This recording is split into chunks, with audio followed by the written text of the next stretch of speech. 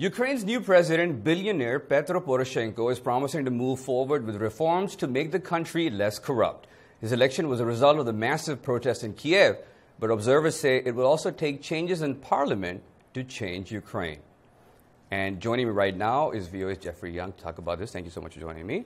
Pleasure. Let's start with who is this guy and how do you think he has the appeal to win? Petro Poroshenko is better known as the Chocolate King. He made his fortune selling candy in Ukraine. He's diversified into a number of other industries as well. But he was one of the people who, in running for the presidency, promised that he would be a reformer, that he would institute changes, legal changes to Ukraine to make it more transparent, more accountable, to make it more like a Western democracy. What kind of reforms are we talking about here? There's so many things that have to be done because the legal structure under the Yanukovych administration was much to, let's say, much to the east and not to the west.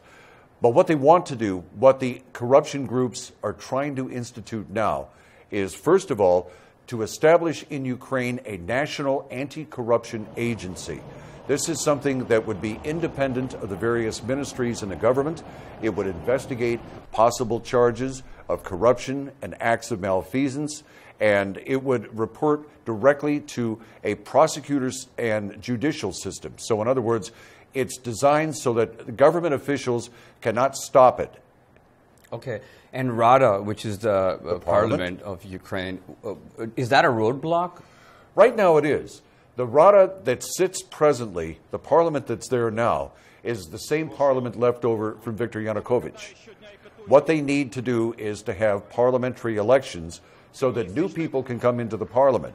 When President Poroshenko was inaugurated, this was just a few weeks ago, he promised in his inauguration speech that there would be parliamentary elections by the end of 2014.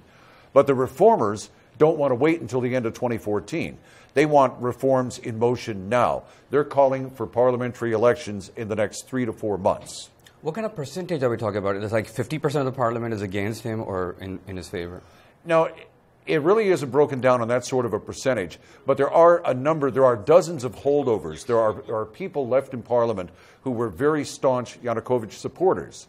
And these are people who are not part of the reform agenda of President Poroshenko. So when they do stand for election, and it is a political process, these people may get reelected because they represent certain districts, certain parts of Ukraine. But the overall feeling is, now that reform is in motion, that hopefully they will be able to get reformers in the Rada and they can move forward on legislation to change the way things are in Ukraine. How do you think Poroshenko is being viewed when it comes to handling the separatist movement in the East? There's a lot of people in Ukraine that are applauding the fact that he's now using a firm hand against the separatists. You need in any country, especially in Ukraine, you need the rule of law. And in order to have the rule of law, you have to have people obeying the law. So you can't have an uprising. You can't have separatists brandishing weapons and threatening to attack and kill government forces.